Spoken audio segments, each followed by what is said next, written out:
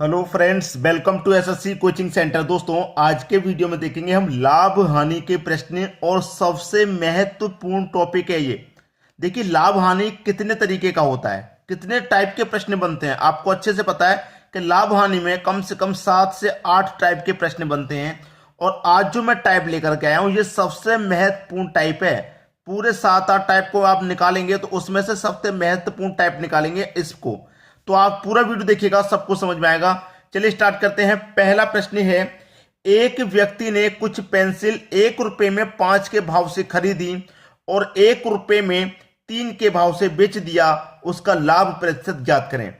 हमेशा याद रखना है, कभी भी ऐसा प्रश्न हो तो आप पहले यहां पर लिख लें रुपए वस्तु, रुपए वस्तु, इस तरीके से। तो 1 रुपए में कितने भाव है? 5 रुपए के नीचे रुपया लिख लो, 1 रुपया है। 5 वस्तु हैं तो वस्तु के नीचे वस्तु लिख लो। बाद में कितने रुपया है? 1 रुपया है तो 1 लिख लो। और कितनी वस्तु है? 3 है तो 3 लिख लो। ठीक है। अब करते क्या है, अंदर वाली संख्याओं का गुना और फिर बाहर वाली संख्याओं का गुना। ठीक है, अंदर वाली संख्याओं का गुना, बाहर वाली का गुना। तो पहले करते हैं अंदर वाली का। तो 5 का गुना 1 से करूंगा मैं, 5 रहेगा। ठीक है। और बाहर वाली संख्या का गुना को क्या करते हैं? माइनस। 1 का गुना 3 से हो जाएगा तो 3 को माइनस, 1 का गुना 3 से हो जाएगा तो 3 माइनस 3। बटे में आती है बाहर वाली संख्या का गुना। भाई देखिए, सबसे पहले तो बीच वाली संख्या को गुना कर लेना है, बाहर वाली संख्याओं को गुना करके माइनस, बटे में भी बाहर वाली संख्या का गुना और गुने 100। बस प्रश्न यही खत्म हो जाएगा। 5 में से 3 घटा देंगे 2, बटे में कितना है? 3, गुने कितना है? 100 है। ठीक है। अब देखिए, 2 का गुना मैं 100 से अगर कर दूं तो ये 200 हो जाएगा, बटे में 3 हो जाएगा। ठीक है। अब इसे 3 से कटाना है। 3 छिक्के 18, 2 बचेगा 20। 3 छिक्के 18, 2 बचेगा, नहीं जाएगा, 10,20 हो जाएगा। फिर से 3 छिक्के 18, 2 बचेगा, फिर से 20, 3 छिक्के 18, 3 छिक्के 18, यही चलता रहेगा। जब यही चलता रहेगा तो आप इसे क्या लिख सकते हैं? 66 तो है ही, दशमलव है, दशमलव लिया, 6 6 6 चल रहा है तो इसे क्या लिख सकते हैं? 6-7 लिख सकते हैं। तो 66.67% का लाभ हो जाएगा। 66.67, यानी कि सी ऑप्शन बिल्कुल सही जवाब। क्लियर हुआ सभी को? अब देखेंगे अगला प्रश्न। अगला प्रश्न है, एक व्यक्ति ने कुछ पेंसिल 5 रुपए में 6 के भाव से खरीदी और 6 रुपए में 5 के भाव से बेच दिया, उसका लाभ प्रतिशत ज्ञात करें। वही तरीका है, रुपए वस्तु, रुपए और वस्तु लिख लेना है। रुपए के नीचे रुपए 5 रुपए हैं, वस्तु कितनी है? 6। फिर रुपए कितने हैं? 6, वस्तु है 5। अंदर वाली संख्या को गुना कर दो, तो 6 का गुना 6 से कर दूंगा मैं, 36 आएगा। फिर बाहर वाली संख्या को गुना करके माइनस कर देंगे इसमें से, तो 5 का गुना 5 से कर दूंगा, 25। और बटे में क्या रहेगा? बाहर वाली संख्या को गुना 25 और गुने कितना? 100। अब 36 में से 25 घटा दो, 36 में से 25 घटा देंगे भैया, कितना बचेगा? 11, बटे में कितना है? 25, गुने है 100। अब यहां 25 से 100 4 बार में कटेगा, 11 का गुना 4 से होगा तो 44%। ये आपका आंसर हो गया। क्या हो रहा है? 44% का लाभ हो रहा है। क्या हो रहा है? लाभ। ठीक है, 44% का लाभ, पहला ऑप्शन बिल्कुल सही। अब देखेंगे अगला प्रश्न। अगला प्रश्न है, 100 पेंसिल को बेचने पर एक दुकानदार को 20 पेंसिल के विक्रय मूल्य के बराबर लाभ होता है, तो प्रतिशत लाभ ज्ञात करें। देखिए, क्या पूछा जाएगा? या तो क्रय मूल्य के बराबर लाभ या विक्रय मूल्य के बराबर लाभ, ऐसे पूछा जाता है। ठीक है। तो आपको कभी भी विक्रय मूल्य के बराबर लाभ निकालना है। विक्रय मूल्य के बराबर क्या करना है? लाभ निकालना है। अब देखिए, आपके पास कोई विक्रय मूल्य है यहां पे, 100 पेंसिल को बेचने पर एक दुकान का 20 पेंसिल के विक्रय मूल्य के बराबर लाभ होता है, तो प्रतिशत लाभ ज्ञात करें। विक्रय मूल्य क्या है आपके पास? कुछ है? नहीं पता। आप विक्रय मूल्य को क्या करेंगे? 100 मान लेंगे। ठीक है, विक्रय मूल्य को आप क्या करेंगे? 100 मान लेंगे। ठीक है। और लाभ कितना हो रहा है? लाभ हो रहा है 20 पेंसिल के बराबर।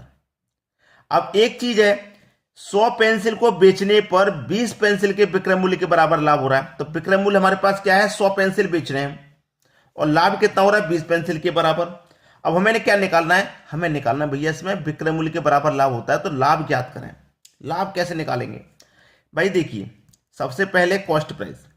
कॉस्ट प्राइस क्या निकलेगा भाई? 100 बेची, ठीक है, 20 का लाभ हुआ। मैं लाभ को यहां से माइनस कर दूंगा, लाभ को माइनस कर दूंगा, मेरे पास क्रय मूल्य निकल आएगा, यानी कि 80 निकल के आ जाएगा मेरा क्रय मूल्य। लाभ कितने का हो रहा है भैया? 20 पे। कितने का लाभ है? 20 का ही तो लाभ है। और लाभ या हानि क्रय मूल्य पर ही निकलते हैं हमेशा, तो क्रय मूल्य हमारा 80 हो गया। और प्रतिशत के लिए क्या कर दूं? 100 से गुना कर दूं, तो 20 से 80 4 बार में, 4 से 100 25 बार में, 25% का लाभ हो जाएगा। पहला ऑप्शन सही। तो कैसे करते हैं, समझ में आ गया? नहीं समझ में आया तो मैं आपको एक चीज क्लियर कर दूं। यहां पर एक तो होता है विक्रय मूल्य के बराबर और एक प्रश्न होता है क्रय मूल्य के बराबर। तो दोनों ही चीजें मैं आपको बताऊंगा। जब विक्रय मूल्य के बराबर दे रखा तो विक्रय मूल्य मेरा 100 है, और जब क्रय मूल्य के बराबर दिया जाएगा तो हम क्रय मूल्य लेंगे। ये दोनों चीजें क्लियर कर लेना इसी समय। अब देखेंगे अगला प्रश्न। अगला प्रश्न है 33 मीटर कपड़े बेचकर एक व्यक्ति 11 मीटर कपड़े के क्रय मूल्य के बराबर लाभ कमाता है, तो उसका लाभ प्रतिशत क्या है? यहां पर दे रखा है क्रय मूल्य के बराबर, क्रय मूल्य के बराबर दे रखा है, क्रय मूल्य के बराबर। अब देखिएगा प्रश्न को अच्छे से। 33 मीटर कपड़े बेचकर 33 मीटर कपड़े बेचकर विक्रय मूल्य आपको कितना दे रखा है? 33, ठीक है। 11 मीटर कपड़े के क्रय मूल्य के बराबर लाभ होता है। कितने? 11 मीटर के क्रय मूल्य के बराबर लाभ होता है। तो लाभ याद करें। इससे पहले वाला प्रश्न था वो विक्रय मूल्य के बराबर था, ये क्रय मूल्य के बराबर है। तो क्रय मूल्य हमारे क्या दे रखा है? 11 मीटर कपड़े के क्रय मूल्य। तो क्रय मूल्य हमारे कितना? 11। विक्रय कितना है आपका? 33। और प्रतिशत के लिए क्या करेंगे? 100 से गुना। 11 से 33 3 बार में कटेगा, और 3 से 100 कितनी बार में? अच्छे से जानते हैं आप, 33 बार में, ठीक है। 33 पूर्णांक 1/3 बार में, लेकिन 1/3 इस बार में नहीं दिया गया, दशमलव में दिया गया, दशमलव ले लो, पहला ऑप्शन सही। तो विक्रय मूल्य के बराबर हो या क्रय मूल्य के बराबर हो तो आप आसानी से निकाल सकते हैं। भाई जब हमें क्रय मूल्य के बराबर दे रखा है तो हमें निकालना क्या? उसमें विक्रय मूल्य था तो हमें क्रय मूल्य निकालना पड़ा पहले, लेकिन यहां तो क्रय मूल्य के बराबर दे ही रखा है तो फिर नहीं निकालना। अब देखेंगे अगला प्रश्न। अगला प्रश्न है एक कपड़ा व्यापारी 33 मीटर कपड़ा बेचकर 11 मीटर कपड़े के विक्रय मूल्य के बराबर लाभ कमाता है, तो प्रतिशत लाभ ज्ञात करें। यहां पर दिया गया है विक्रय मूल्य के बराबर, विक्रय मूल्य के बराबर ये दिया गया है, ठीक है। क्रय मूल्य के बराबर या विक्रय मूल्य के बराबर। कितना विक्रय मूल्य? 33 मीटर कपड़ा बेचता है और 11 मीटर कपड़े के विक्रय मूल्य के बराबर लाभ कमाता है। तो सबसे पहले क्रय मूल्य निकाल लो ना। पिछले प्रश्न को और इस प्रश्न को देखेंगे, सेम प्रश्न है, कुछ अलग नहीं है, लेकिन वहां पे क्रय मूल्य था, यहां विक्रय मूल्य। तो यहां पर हम पहले क्रय मूल्य निकालेंगे। क्या निकालेंगे भैया? पहले क्रय मूल्य। तो 33 में से 11 घटा दो, 33 में से घटा दूंगा, 11 बचेगा कितना? 22। तो 22 क्या हो गया आपका? क्रय मूल्य, ठीक है। अब हमें लाभ कितने का हो रहा है? 11 का लाभ हो रहा है ना। और लाभ या हानि क्रय मूल्य किस पर निकलती है? कॉस्ट प्राइस पर। कॉस्ट प्राइस हमारा 22 है, और गुने 100 कर दो प्रतिशत के लिए, तो 11 दूने का 22 और 2 से 100 कटेगा, 50 बार में 50%। सी ऑप्शन बिल्कुल सही। तो हमें लाभ ज्ञात करना था, 50% का लाभ हो रहा है। आगे सभी को समझ में। अब देखेंगे हम अगला प्रश्न। अगला प्रश्न है 17 गेंदों को 720 रुपए में बेचने पर 5 गेंदों के क्रय मूल्य के बराबर हानि होती है। एक गेंद का क्रय मूल्य ज्ञात करें। एक गेंद का हमें क्रय मूल्य पता करना है, एक गेंद का क्रय मूल्य। तो मान लेते हैं x है, क्रय मूल्य क्या मान लेते हैं? x है। और जबकि क्रय मूल्य बराबर क्या होता है? क्रय मूल्य बराबर फॉर्मूला क्या होता है? विक्रय मूल्य प्लस हानि, ठीक है, प्लस हानि। अब हमारे पास क्या है? 17 गेंदें हैं, तो हमने एक गेंद को x माना है, 17 गेंद को क्या मान लेंगे? 17x, ठीक है, बराबर विक्रय मूल्य हमारा क्या है? 720 रुपए है, 720 रुपए प्लस हानि कितनी की है? 5 गेंदों के क्रय मूल्य के बराबर हानि है। हानि हमारे पास 5 गेंद की है। भाई गेंद को हमने एक गेंद को x माना है, 5 गेंद की हानि है, तो 5x, ठीक है। अब ये 17x, ये 5x, ये 5x जब इधर आएगा तो 17 में से माइनस हो जाएगा, तो 12x बचेगा बराबर 720। अब देखिए x बराबर 720, और ये गुना वाली संख्या कहां जाएगी? इधर बट्टे में। 12 छिंग 72 और 1 0 60, तो x का मान आ गया 60। तो एक गेंद का रुपया कितना है?